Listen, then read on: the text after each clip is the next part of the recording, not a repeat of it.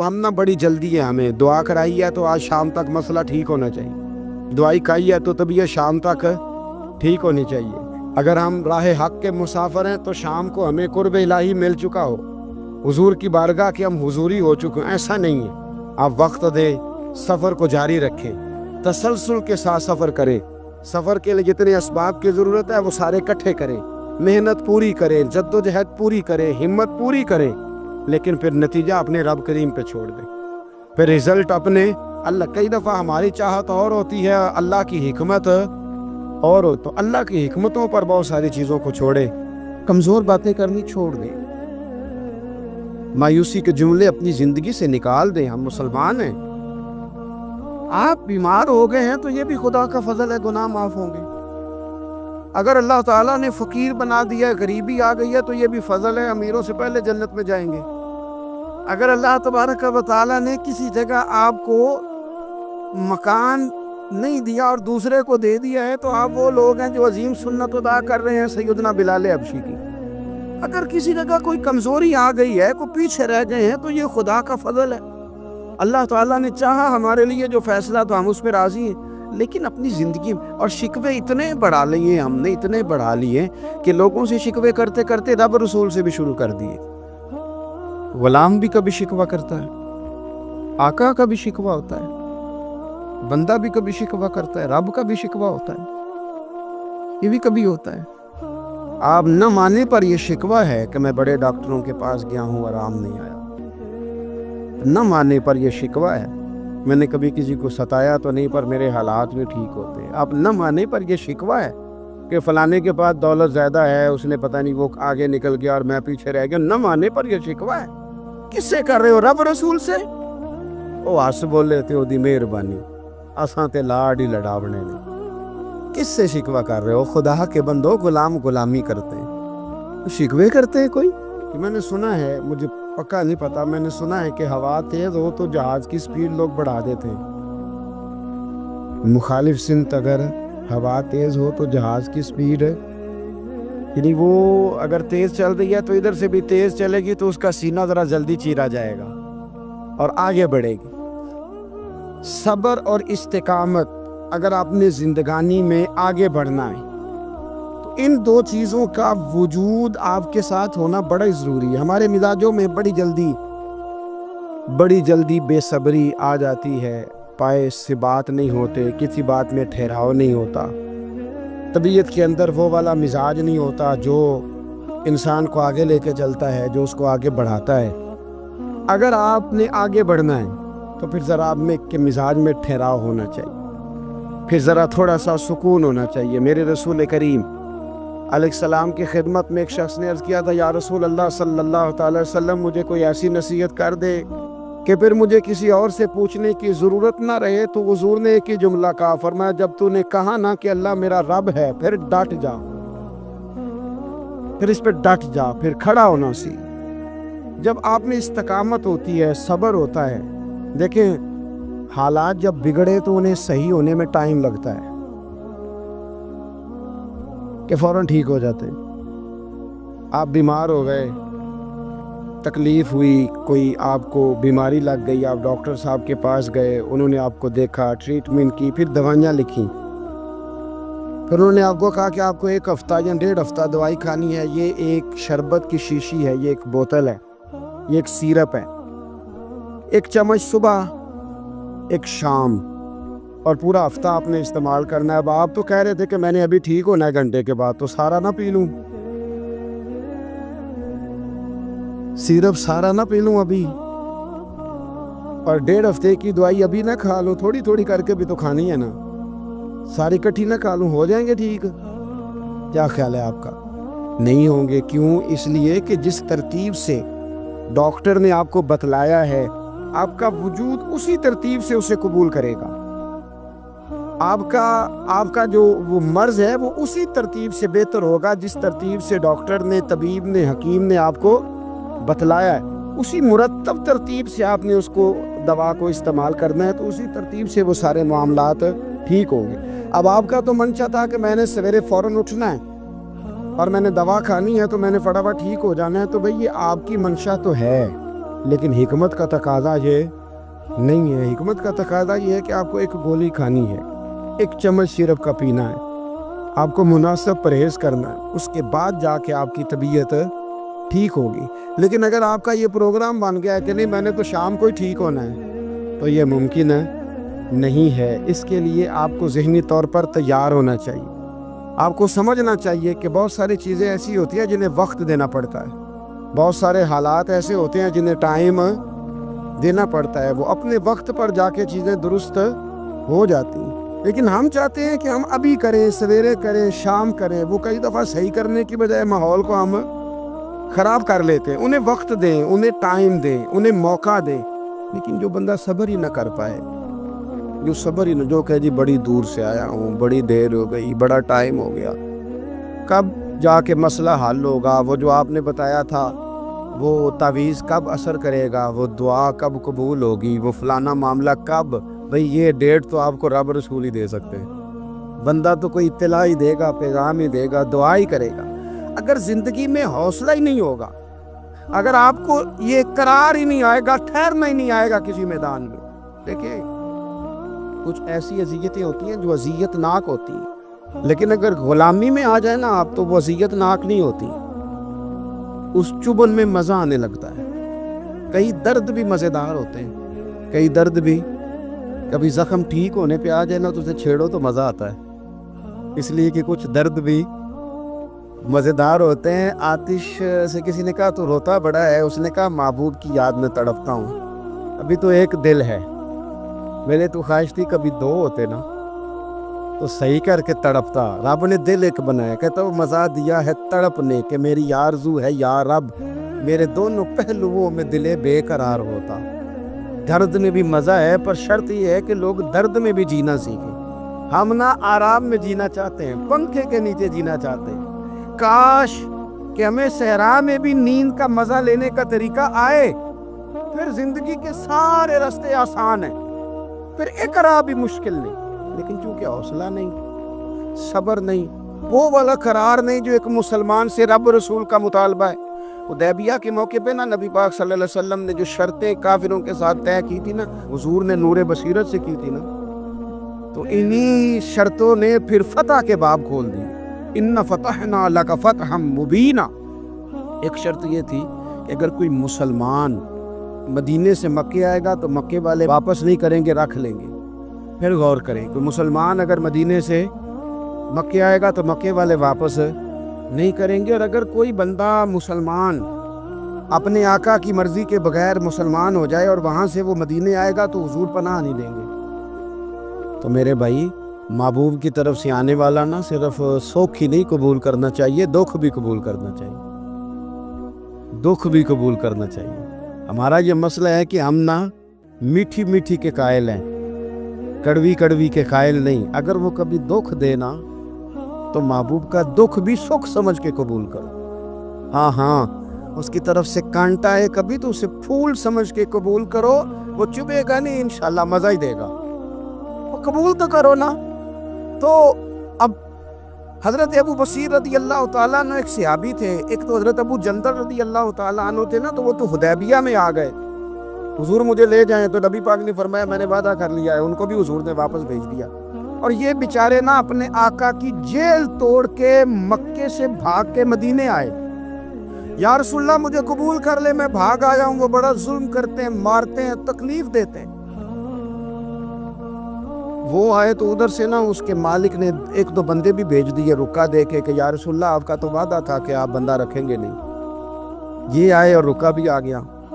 اب ذرا منظر کو سمجھیں. ہمارا تو یہ مسئلہ ہے کہ کہتے ہیں کہ میری 99 باتیں مانی ہیں, ایک نہیں مانی, لہذا میرا تعلق ہی کوئی نہیں. لیکن یہاں کیا کیفیت ہے, بندہ رو رہا ہے, تڑپ رہا ہے, حضور میں مار سے بچتا ہوا آیا ہوں, جیل توڑ کے آیا ہوں, مجھے قبول کر لیں. ادھر رکا آ گیا کہ آپ کا وعدہ تھا رکھیں گے نہیں. اب یہ کتنا مشکل مسئلہ ہے. لیکن رسول پاک علیہ السلام نے فرمایا ابو بصیر میں نے وعدہ کیا یار تجھے واپس جانا پڑے گا. اوئے ہوئے ہوئے.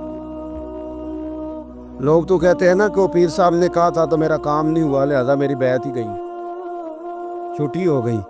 ماحول ہی بڑا عجیب ہے. حضور نے فرمایا واپس جا, لیکن جے کر یار دے نام دا ملے مینا، پھر انہوں چولی پا لئیے مینے نو پنجے سٹیے نا، جے کر یار دے نام دا، سامنے والے نے تانا سمجھ کے دیا تھا پر یار کے نام کا تھا نا، اس نے کہا لا صحیح سونے کے نام کا ہے نا، تانا ہوا تو کیا ہوا، جے کر یار دے نام دا ملے مینا انہوں چولی پا لئیے پنجے سٹیے نا، تے جے کر یار دے نام دی ملے سولی پھر چوٹا چوٹ لئیے تے پچھانٹیے نا، چوٹا چوٹ لئیے۔ اب لکھنے والے کا بھی اپنا انداز ہے نا، کہتے ہیں یہ بھی میرے لیے جھولا ہی ہے، یہ بھی آرام کی جگہ ہی ہے، چوٹا چوٹ لئیے تے پیچھا ہٹیے نا۔ حضرت ابو بصیر رضی اللہ تعالیٰ عنہ سے حضور نے فرمایا واپس جانا ہے، کہ سونیا ٹھیک ہے، کوئی شکوہ نہیں، کوئی گلہ نہیں، یہ بھی میرے محبوب کا حکم ہی ہے۔ اور کیا بات ہے، میرے نبی وعدوں کے پکے ہیں، کیا بات ہے، حضور نے جو کہا کر کے دکھایا۔ کہتے ہیں میں واپس جا رہا تھا، ایک دو بندے ساتھ تھے، جب مدینے کی حد گزر گئی نا، حضور نے تو کہا تھا نا مدینے میں پناہ نہیں دینی، تو میں نے اس سے کہا یار تلوار بڑی سونی ہے ذرا دکھانا، اس نے دکھائی تو ایک کی میں نے گردن کاٹ دی، دوسرا ویسے ہی بھاگ گیا، اور بھاگ کے حضور کے پاس آیا، جی اس نے تو مار دیا، تو سرکار فرمانے لگے میں نے تو وعدہ پورا کیا تھا نا، تم سے نہیں سنبھالا گیا تو معاملہ تمہارا ہے۔ اب حضرت ابو بصیر رضی اللہ تعالیٰ عنہ واپس آئے، عرض کی حضور اب میرے لیے کیا حکم ہے؟ حضور نے فرمایا میاں حکم وہی ہے، مدینے میں ہم نہیں رکھ سکتے، تو مدینے میں صحابہ تھے نا، حضور کی باتوں سے خوشبو لیتے تھے، مدینے میں نہیں رکھ سکتے۔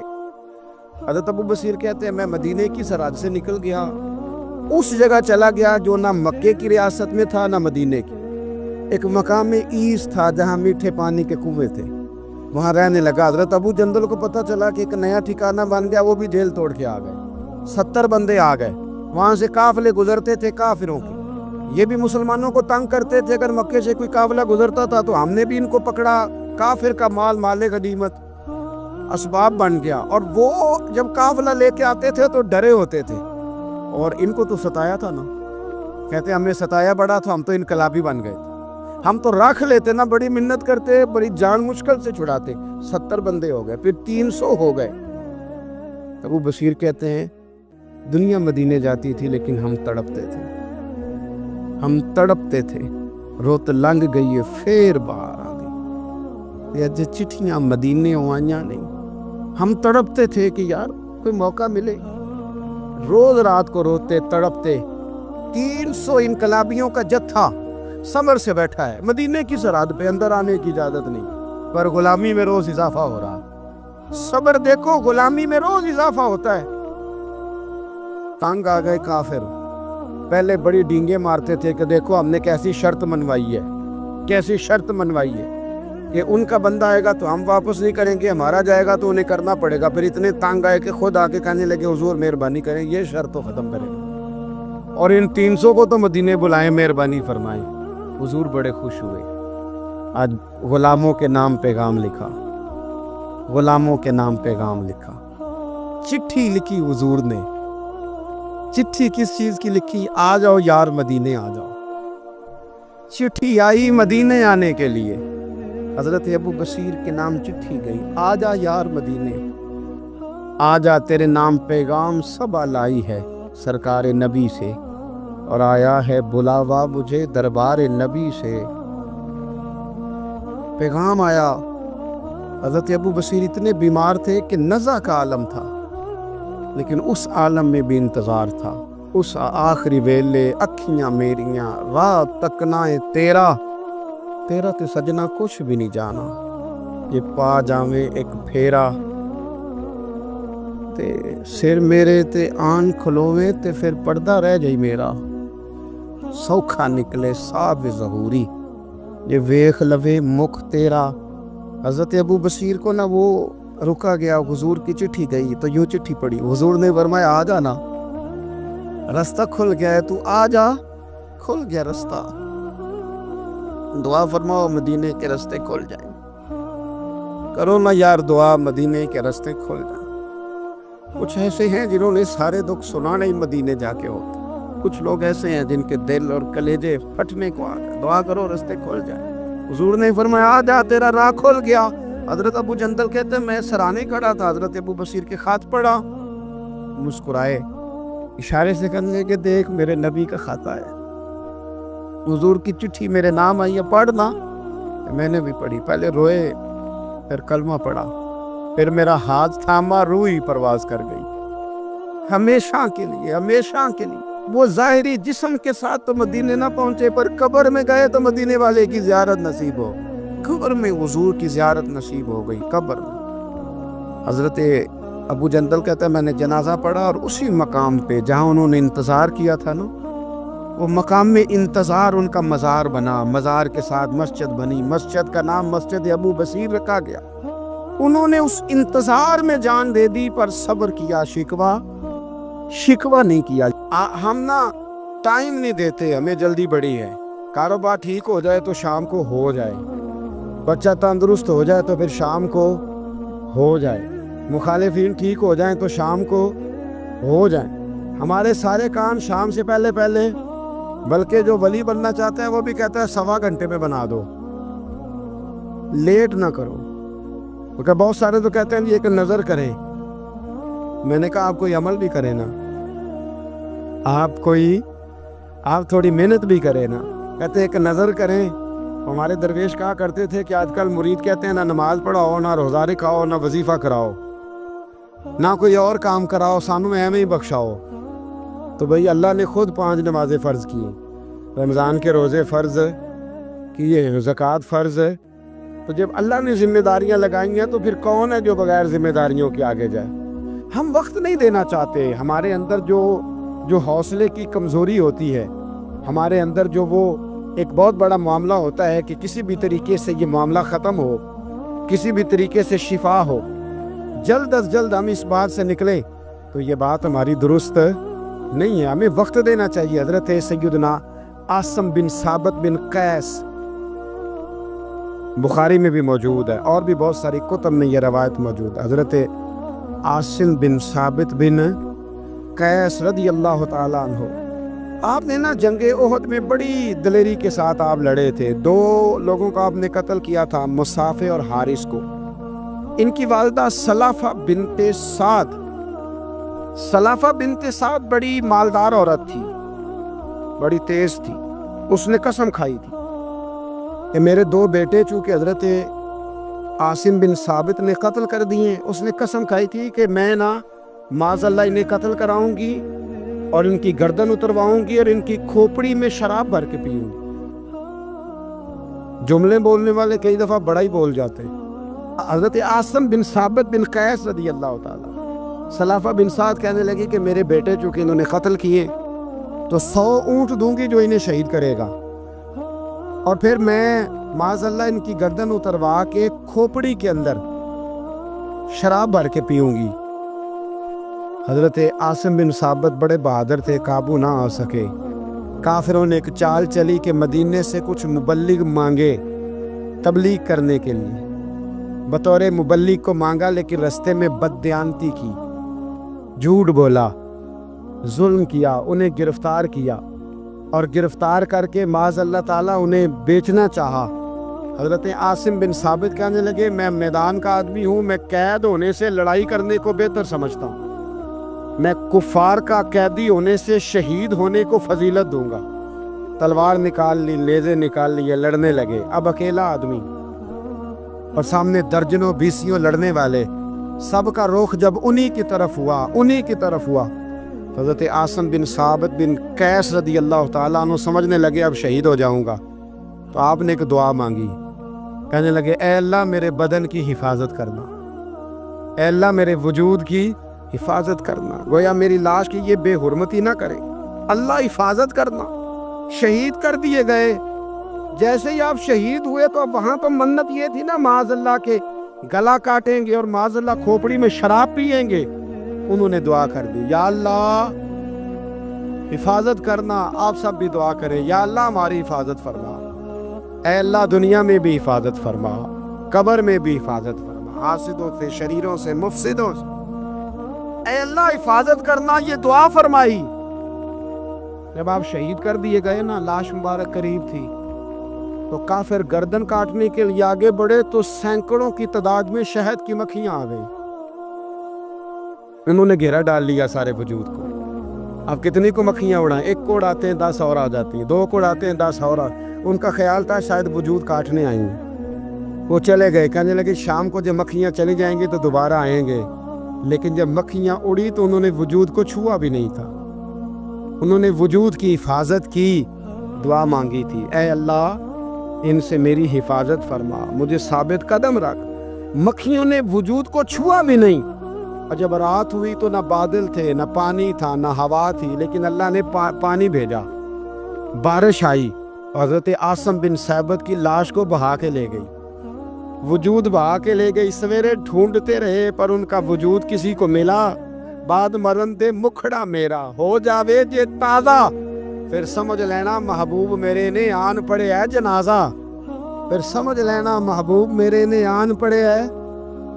اور ایک شعر پڑھنا دوں چراغے گولڑا کا، کئی دفعہ پڑھتا ہوں، آج پھر نہ کہہ دوں، کہنے لگے بے قدرہ کو قدر نہ جاتی، کیتی خوب تسلی ہوں، دنیا دار پجاری زردے کتیاں دے گل ٹلی ہو، بک بک روشن اکھیاں تکیو ویک حویلی کلی ہو، کوچ نصیر آسان جدو کیتی پہ جانی تر تھلی ہو۔ تو یاد رکھ میرے بھائی، جب آپ ثابت قدم، حضرت خباب رضی اللہ تعالی عنہ، بخاری میں ذکر ہے، کتب حدیث میں، کتب سیرت میں ذکر، حضرت خباب رضی اللہ تعالی عنہ نے اس وقت کلمہ پڑھا جب ابھی 5 لوگ کلمہ پڑھتے تھے، کل بندے السابقون الاولون۔ آپ فرماتے جس عورت کا میں غلام تھا نا، ام انمار اس کا نام تھا، وہ مجھے بڑی سخت سزائیں دیتی تھی، آپ لوہار کا کام کرتے تھے، سلاخیں، آپ کو پتہ ہے لوہار سلاخ رکھتا ہے پہلے آگ میں بھٹی میں، پھر وہ جب پوری طرح تپتی ہے پھر کچھ بنتا ہے، لوہار کا کام کرتے تھے۔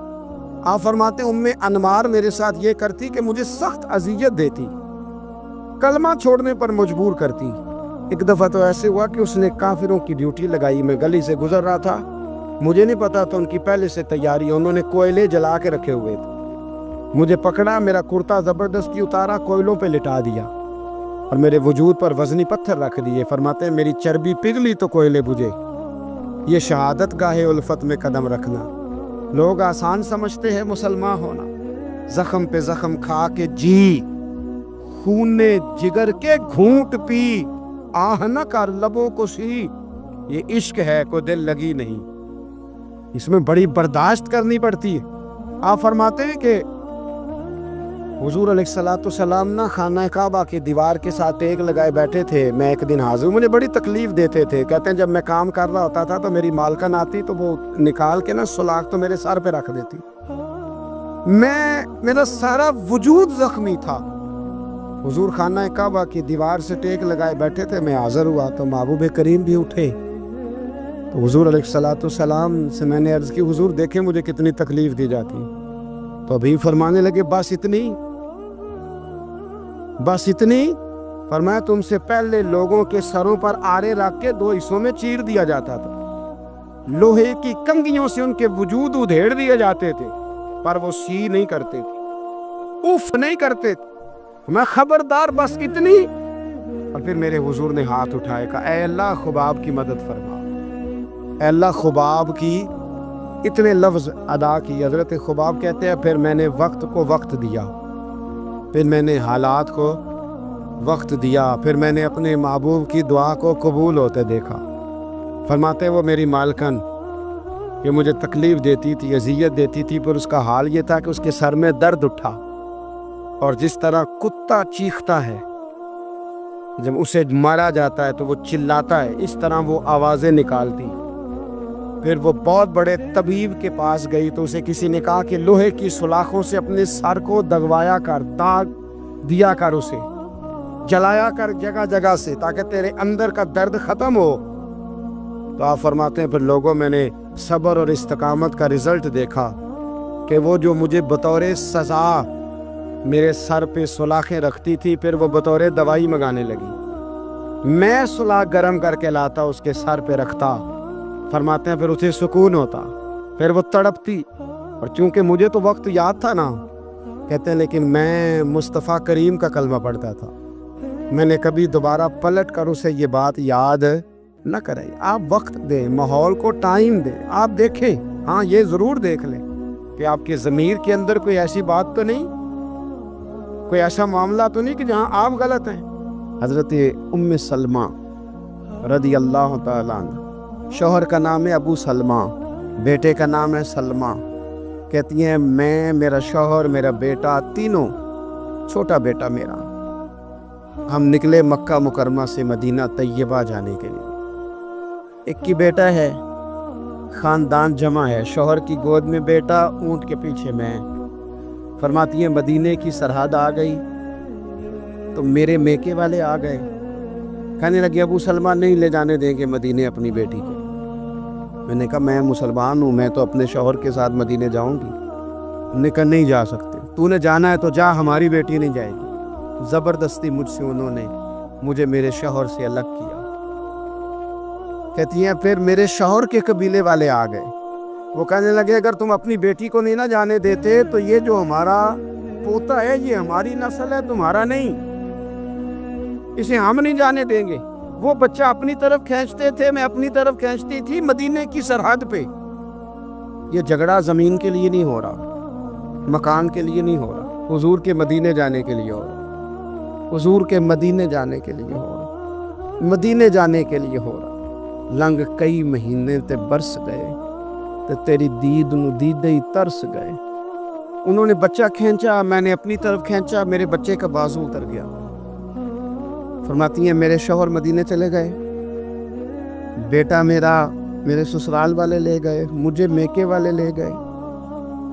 آج بھی کچھ سیانے بندے کہتے ہیں اس کو نکال دو اور بچے چھین لو۔ ان کا بھی خیال تھا کہ بیٹا لے جائیں گے نا تو ابو سلمہ بھی مدینے سے واپس آ جائے گا، یہ بھی واپس آ جائے گی۔ اور یار اتنا بڑا بھی ظالم کوئی نہیں ہوگا جو ماں باپ سے بچے جدا کرے۔ فرماتی ہیں کہ وہ لے گئے چھین کے، میں میکے چلی گئی، لوگ روٹی کھاتے تھے، میرے حلق سے نہیں گزرتی تھی۔ زمانہ سویا کرتا تھا، میں سو نہیں پاتی تھی۔ بیٹا کہاں، شوہر کہاں، میں کہاں۔ ام سلمہ کتنی دیر تکلیف کاٹی؟ ام سلمہ کہنے لگی لوگو ایک دو دن نہیں، پورا سال بیت گیا، پورا سال، پر جے سونا ہی میرے دکھ وچ راز، جے سونا ہی مارو مارو مینو مار مکاؤ، میں کوئی عذر نہ پیش لے آواں، او جے سونا ہی میرے دکھ وچ راضی، پھر سکھ نو چلے ڈاواں۔ فرمایا سال بیت گیا، لوگ صبح اٹھ کے کام کاج پہ لگ جاتے، کپڑے بدلتے، ڈیوٹیاں کرتے، اور میں سویرے اٹھ کے اس جگہ آ جاتی جہاں میرا شوہر اور میرا بیٹا بچھڑا تھا۔ میں سارا دن روتی، آہوزاری کرتی، حضور کے مدینے کی طرف منہ کر کے میں تڑپتی۔ سال بیت گیا، سال، ایک ہفتہ نہیں نکلتا بچوں کے بغیر۔ بڑے بڑے سیانے لوگ پردیس جاتے ہیں تو بچوں کی فوٹو دیکھ دیکھ کے روتے ہیں، لیکن کہتی ہیں ماں تھی، بیٹا بچھڑا اور پھر بیٹا بیمار ہو اور ماں سے جدا ہو، کتنی تکلیف کا منظر ہے۔ آپ فرماتی ہیں کہ ایک سال بیت گیا، لوگ صبح اٹھ کے کام کاج پہ لگ جاتے، کپڑے بدلتے، ڈیوٹیاں کرتے، اور میں سویرے اٹھ کے اس جگہ آ جاتی جہاں میرا شوہر اور میرا بیٹا بچھڑا تھا۔ میں سارا دن روتی، آہوزاری کرتی، حضور کے مدینے کی طرف منہ کر کے میں تڑپتی۔ سال بیت گیا، سال، ایک ہفتہ نہیں نکلتا بچوں کے بغیر۔ بڑے بڑے سیانے لوگ پردیس جاتے ہیں تو بچوں کی فوٹو دیکھ دیکھ کے روتے ہیں، لیکن کہتی ہیں ماں تھی، بیٹا بچھڑا اور پھر بیٹا بیمار ہو اور ماں سے جدا ہو، کتنی تکلیف کا منظر ہے۔ آپ فرماتی ہیں کہ ایک سال بیت گیا اور میں نے کسی کی منت نہیں کی، میں نے کوئی شکوہ نہیں کیا، اس لیے کہ جس حال میں رب و رسول رکھے، یہ حوصلہ، یہ صبر، یہ توانائی۔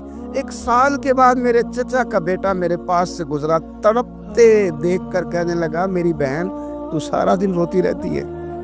تو میں نے کہا بھائی تمہیں کیا بتاؤں، اس کا شوہر چلا جائے، بیٹا جدا ہو جائے، وہ کیا کرے گی؟ فرماتے اس نے جا کے میرے باپ سے، اپنے والد سے، میرے خاندان والوں سے کہا اس کی سزا کب ختم ہوگی؟ اس غریبنی کا قصور یہ ہے کہ یہ مدینے والے کا کلمہ پڑھتی ہے، اس کی غلطی یہ ہے کہ یہ مسلمان ہو گئی ہے، دین حق قبول کر لیا، کیوں نہیں تم خیال کرتے؟ کہتے ان کے دل نرم ہوئے، وہ رضامند ہوئے مجھے مدینے جانے، پر اس نے کوشش کی میرے سسرال پیغام بھیجے، کب بس کرو، اور بچہ تو چڑیا کا جدا ہو جائے تو وہ تڑپا کرتی ہے، اور تم نے ایک جیتی جاگتی ماں کا بیٹا جدا کیا ہے، وہ بھی نرم ہوئے، رب نے اسباب بنائے، میرا بیٹا مجھے ملا۔ کہنے لگے تو رہ جا، میں نے کہا نہیں، تم مسلمان نہیں ہو، تمہیں پتہ نہیں نا، میں یہاں نہیں رہ سکتی، مجھے مدینہ ہی جانا ہے۔ اکیلی اتنا سفر، جنگلوں کا رستہ، پہاڑی رستہ طے کر لو گی؟ میں نے کہا میں کر لوں گی۔ انہوں ویک کے ٹھر دیاں اکھیاں نے تے جنوں ویک کے ٹھر دا سینہ ہے، ربا تیری ساری خدائی ایک کی تشہر مدینہ ہے۔ کہتی میں اونٹ پہ بیٹھی، بیٹا میں نے گود میں بٹھا لیا، میں سفر کرنے لگی، پر دل میں کھٹکا تھا کہ اتنا لمبا سفر، بیٹا چھوٹا ہے، کیسے کروں گی؟ کہتے مجھے عثمان بن طلحہ مل گئے، کہنے لگے کہاں جا رہی ہو بہن؟ میں نے کہا مدینے۔ کہنے لگے اکیلے جاؤ گی؟ میں نے کہا جانا تو ہے نا، تو ساتھ چلے نہ چلے پر شہر رسول تو جانا ہے نا۔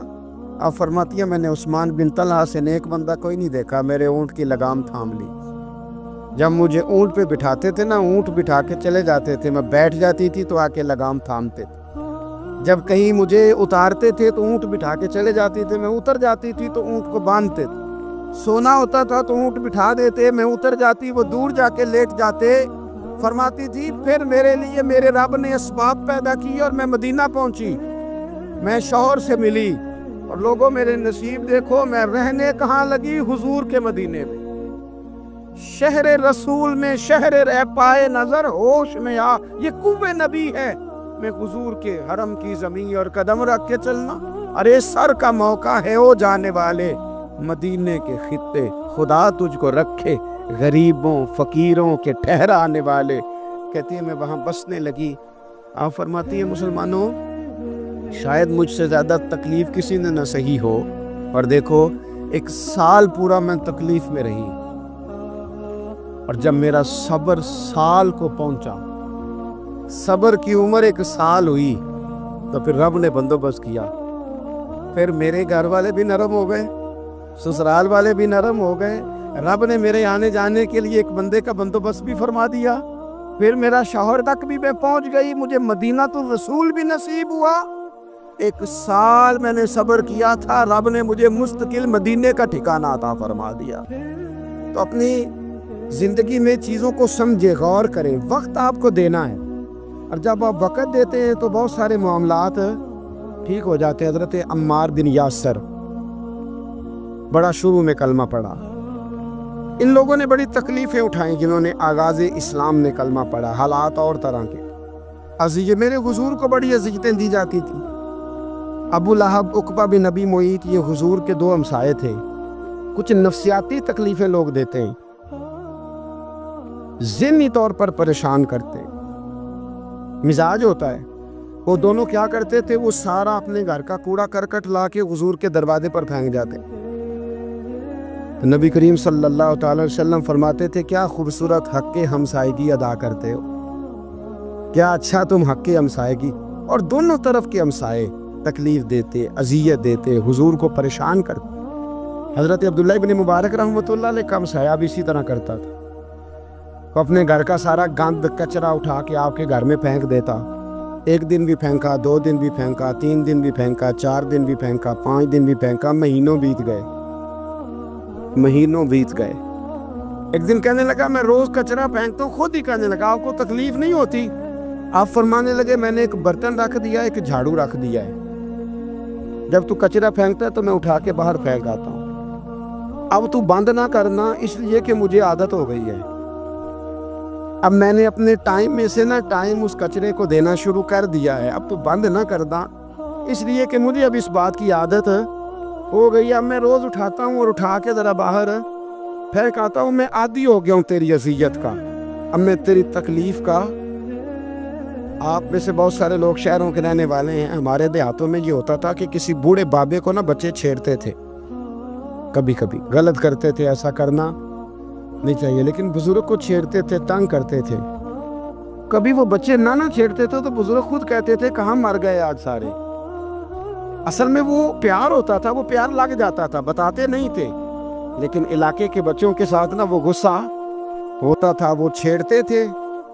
لیکن کئی دفعہ کوئی بندہ دشمنی کرتا ہے تو بندے کو اللہ کے قریب کر دیتا ہے، سجدے کا ذوق بڑھ جاتا ہے، عبادت کا مزاج بڑھ جاتا ہے، انسان کی طبیعت کے اندر خاص قرب آتا ہے۔ حضرت عمار بن یاسر رضی اللہ تعالیٰ عنہ فرماتے ہیں کہ بڑی تکلیف دیتے۔ حضرت عمار بن یاسر رضی اللہ تعالیٰ عنہ کی جو والدہ ہیں وہ اسلام کی پہلی شہیدہ ہیں، حضرت سمیہ ان کا نام تھا، اسلام کی پہلی شہیدہ۔ ان کے زیر ناف ابو جہل نے نیزہ مار کے انہیں شہید کر دیا۔ حضرت عمار بن یاسر رضی اللہ تعالیٰ عنہ فرماتے ہیں کہ میرے والد کو اتنی تکلیفیں دی گئیں کہ وہ ان اذیتوں کی وجہ سے ہی دنیا سے پردہ کر گئے۔ حضرت عمار بن یاسر کو خود کافر اتنا مارتے تھے کہ وہ اپنی حواس کھو بیٹھتے تھے اور ایسی باتیں کرتے تھے کہ سمجھ نہیں آتی تھی کہ یہ عمار بن یاسر بول رہے ہیں۔ اتنی سخت اذیت دیتے، اتنی سخت۔ دکھ قبول محمد بخشا، راضی رہن پیارے، دکھ قبول محمد بخشا، بس راضی رہن۔ اتنی تکلیف دیتے کہ حضرت عمار بن یاسر حواس کھو بیٹھتے، تکلیف میں آتے، بڑا سہا، بڑا برداشت کیا۔ ایک دن میرے رسول پاک تشریف لائے اور حضور نے کہا، او آل یاسر میں تمہیں مبارک دینے آیا ہوں، رب کریم نے تمہارے لیے جنت میں مکان بنا دیے ہیں۔ حضور نے تمہارے لیے، اللہ نے تمہارے لیے جنت میں مکانات، تمہیں مبارک ہو، تمہاری اذیتیں، تمہاری تکلیفیں، تمہارے درد، تمہاری راتیں کام آ گئیں، مالک نے تمہارے لیے مکانات بنا دیے ہیں، حالات ٹھیک کر دیے ہیں، طبیعتوں میں بہتری آ گئی ہے۔ میرے محبوب کریم رؤوف الرحیم سید عالم نور مجسم شفیع معظم آقا دو عالم صلی اللہ تعالیٰ علیہ وسلم نے انہیں خوشخبری سنا دی۔ حضرت عمار کہتے ہیں پھر حالات بدلے، پھر میں نے جو مجھے اذیتیں دینے والے تھے میں نے انہیں گڑھوں میں گرتے دیکھا۔ آپ فرماتے ہیں ابو جہل کی لاش اٹھانے والا بھی بدر میں کوئی موجود نہ تھا، اور ابو لہب جو مجھے تکلیفیں دیتا تھا وہ مکے کے چوک میں مرا ہوا پڑا تھا، پر کوئی اس کے قریب جانے والا بھی موجود نہ تھا، کوئی نہیں تھا۔ آپ فرماتے ہیں وہ حالات بھی۔ حضرت عمار کا اپنا کیا حال ہوا؟ حضرت خالد بن ولید رضی اللہ تعالیٰ عنہ بڑے بہادر ہیں۔ حضور نے فرمایا یہ اللہ کی تلوار ہے، یہ اللہ کی، بڑے بہادر تھے، بڑے شیر دل تھے۔ فرماتے ہیں کبھی معذرت نہیں کرنی پڑی، کبھی جھکنا نہیں پڑا، کبھی کسی کی منت نہیں کی۔ اللہ نے طاقت اتنی عطا فرمائی تھی، ہمت، حوصلہ، صبر، استقامت اتنا دیا، کبھی کسی جگہ پشت نہیں لگی۔ لیکن فرماتے ہیں کسی وجہ سے نا ایک دن میرا عمار بن یاسر کے ساتھ کسی بات پہ اختلاف رائے ہو گیا، جھگڑا ہو گیا۔ توجہ ہے میری بات پر؟ فرماتے ہیں جھگڑا ہو گیا۔ ہمارا پتہ حال کیا ہے؟ ہمارا یہ حال ہوتا ہے کہ ہمارا جھگڑا ہو جائے تو خیر ہے، لیکن اگر پڑوسی کے بچے لڑ پڑے تو ہم کہتے ہیں اس کی روزی پاک نہیں، اس کی تربیت ٹھیک نہیں۔ ہمارا بھائیوں سے رٹا ہو جائے تو معاملہ اور ہے، کسی کا ہو جائے تو معاملہ اور ہے۔ میں بیمار ہو جاؤں تو آزمائش ہے، اور سامنے والا بیمار ہو جائے تو سزا ہے۔ پھر کیا ہے؟ بلکہ پنجابی کہنے نے کیتیاں نو پھڑیا ہے، یہی کہہ دیتے۔ اور میں بیمار ہو جاؤں تو آزمائش آگے جی اللہ کی طرف سے۔ ایسا نہ کرے۔ ہمارا فتویٰ اپنے حق میں اور ہوتا ہے، سامنے والے کے معاملے میں اور ہوتا ہے۔ حضرت عمار بن یاسر کی بات کر رہا تھا، جناب عمار بن یاسر رضی اللہ تعالی عنہ۔ حضرت عمار بن یاسر کہتے ہیں کہ حضرت خالد بن ولید کے ساتھ، جناب خالد بن ولید کہتے ہیں میری ان کے ساتھ نہ کسی بات میں اختلاف رائے ہو گیا، تو میں اب دلیر آدمی تھا، شیر آدمی تھا، کبھی جھکا نہیں تھا، کبھی کوئی معاملہ نہیں ہوا تھا، کبھی کوئی ایسی بات نہیں ہوئی تھی۔ آپ فرماتے ہیں جب رائے کا اختلاف ہو گیا نا، بات ذرا آگے بڑھ گئی تو نبی کریم صلی اللہ علیہ وسلم تک بات پہنچی، تو میرا یہ خیال تھا کہ حضور میری بھی سنیں گے، عمار بن یاسر کی بھی سنیں گے، پھر حضور کوئی فیصلہ کریں گے، پر قربان جاؤں۔ وقت بدل گیا ہے نا، اب بہت بڑے چودھری ہیں، بڑے سردار ہیں، بڑے سپہ سالار ہیں حضرت خالد بن ولید، پر وقت بدل گیا۔ تو حضرت خالد بن ولید کہتے ہیں جب میں نے نبی کریم کی بارگاہ میں بات عرض کی، حضور تک بات پہنچی، تو میرے مصطفیٰ نے موٹی سی بات ارشاد فرمائی۔ رسول کریم فرمانے لگے بھئی بات مختصر سی ہے، جس نے عمار کو راضی کر لیا اس نے مجھے راضی کر لیا، اور جس نے اسے ناراض کیا اس نے مجھے ناراض کیا۔ فرماتے ہیں بس میری قیمت پڑ گئی، میرا قد اونچا ہو گیا، حضرت خالد بن ولید کہتے ہیں میں نے بھی کہا اب بات کیا کرنی ہے، اب تو گزارش ہی کرنی ہے، اب مدعا کیا سنانا ہے، اب تو بات کرنی ہے۔ فرماتے میں آگے بڑھا اور جیسے بھی ہوا میں نے حضرت عمار بن یاسر کو راضی کیا۔ حضرت عمار کہتے ہیں ایک وقت وہ تھا اور ایک وقت یہ ہے، جب دونوں وقتوں کو دیکھتا ہوں تو کہتا ہوں الحمدللہ رب العالمین۔ یہ ساری تعریفیں اس رب کے لیے ہیں جو تمام جہانوں کو پالنے والا ہے۔ وقت دیں معاملات کو، ٹائم دیں۔ آپ دیکھیں اللہ تبارک و تعالیٰ بڑا کریم ہے، وقت کے ساتھ جب چیزیں تبدیل ہوتی ہیں اپنے ٹائم کے۔ حضرت بلال حبشی رضی اللہ تعالیٰ، بڑا مشکل نہیں، اکیلا آدمی، غریب آدمی، مکے کے سارے سرداروں کے قابو آ گیا۔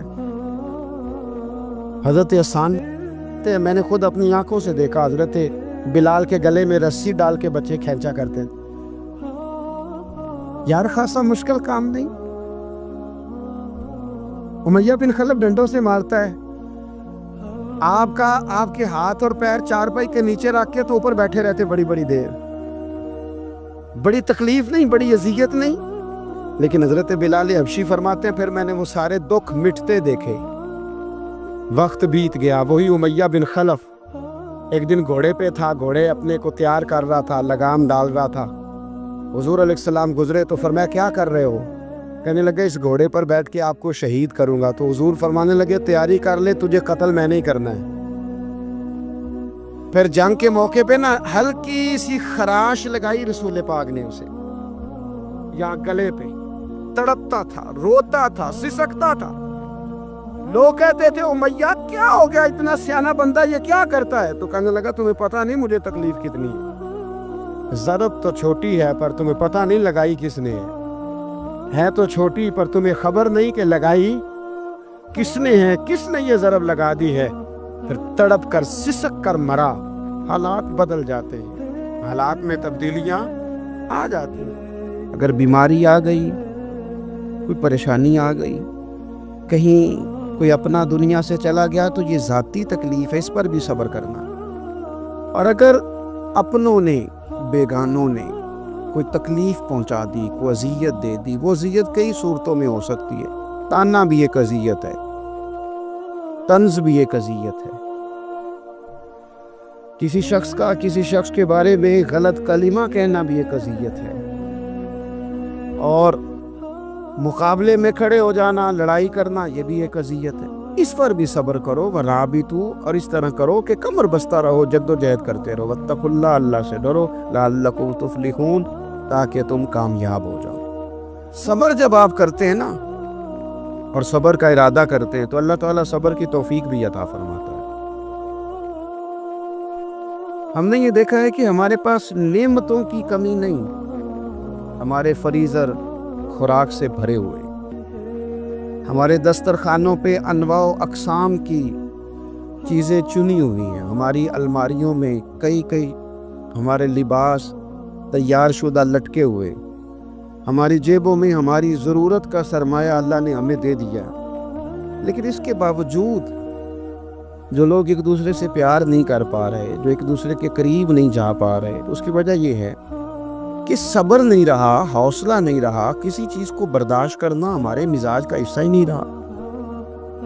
میرے رسول کریم صلی اللہ تعالیٰ علیہ وآلہ وسلم ہجرت سے چند دن پہلے نا خانہ کعبہ کو اندر سے دیکھنے کا دل کیا میرے نبی پاک کا، کیا مجھے مکہ چھوڑ کے مدینہ طیبہ جانا ہے تو میں ذرا کعبہ معظمہ کے اندر سے زیارت کر لوں۔ عثمان بن طلحہ ایک شخص تھا جو کلید بردار تھا، جس کے پاس خانہ کعبہ کی چابی ہوتی تھی۔ حضور صلی اللہ تعالیٰ علیہ وسلم نے اس سے کہا کہ بھائی چابی ذرا دے دو، میں خانہ کعبہ کے اندر سے زیارت کرنا چاہتا ہوں۔ کہنے لگا کوئی اور ہوتا تو میں دے دیتا، آپ کو نہیں دوں گا۔ معاذ اللہ ثم معاذ اللہ۔ میرے رسول پاک کی بات نہ ستارے بھی مانتے ہیں، چاند بھی مانتا ہے، سورج بھی مانتا ہے۔ حضور اگر سورج کو کہنا واپس آ، حضرت علی نے نماز پڑھ دیا تو وہ آ جاتا ہے، اور اگر حضور فرما دیں چاند کو 2 ٹکڑے ہو جا تو وہ 2 ٹکڑے ہو جاتا ہے۔ سورج بھی بات مانتا ہے، چاند بھی بات مانتا ہے۔ یہ سارے میرے رسول کریم علیہ السلام کے غلام ہیں، یہاں جہاں تک رب کریم کی خدائی ہے وہاں میرے حبیب کی مصطفائی ہے۔ حضور وہیں چاہتے نا وہیں چاہتے۔ تو حضرت عمر اگر حکم دے تو زمین تیل واپس کرتی ہے، تو حضور حکم دیتے تو وہ کافر اندر دھنسا لیتی زمین، سارا کام اسی وقت ہو جاتا۔ لیکن حضور نے کیا فرمایا؟ جب عثمان بن طلحہ نے کہا نا کہ آپ کو چابی نہیں ملے گی، اللہ کے رسول نے فرمایا عثمان ایک وقت آئے گا جب یہ چابی تجھ سے میں لوں گا، اور جس کو میرا دل کرے گا میں اسے دوں گا۔ ایک وقت آئے گا کہ یہ میں تجھ سے لوں گا، اور پھر جس کو میرا دل چاہے گا میں اس کو وہ چابی دوں گا۔ میرے نبی کریم رؤوف رحیم سید عالم صلی اللہ علیہ وسلم نے وقت دیا۔ کتنا وقت لگا؟ 2 دن، 4 دن، 5 دن، 10 سال لگ گئے۔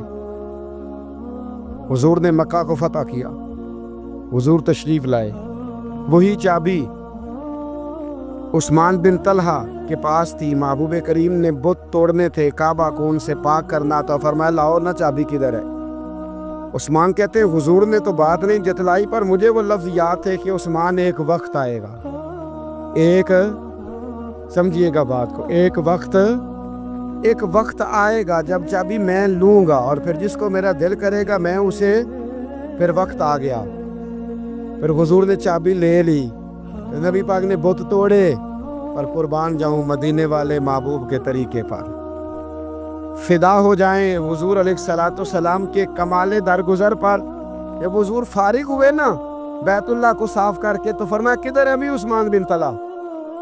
وہ آئے تو حضور فرمانے لگے یہ چابی پہلے تیری خاندانی وراثت تھی، پھر میں نے اپنے وعدے کے مطابق لے لی، اب میں تمہیں واپس کر رہا ہوں، اب یہ چابی میں تمہیں واپس کر رہا ہوں، میں یہ چابی میں تمہیں دے رہا ہوں، لہذا اب تیری نسل سے بھی قیامت تک کوئی نہیں لے گا، میں تمہیں یہ چابی دے رہا ہوں۔ تو بھائی وقت کا انتظار کریں۔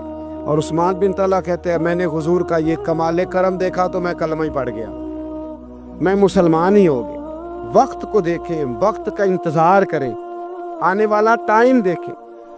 دعا کرتا ہوں اللہ کے حضور اللہ ہمیں سمجھنے کی توفیق عطا فرمائے۔ آخر دعوانا الحمدللہ رب العالمین۔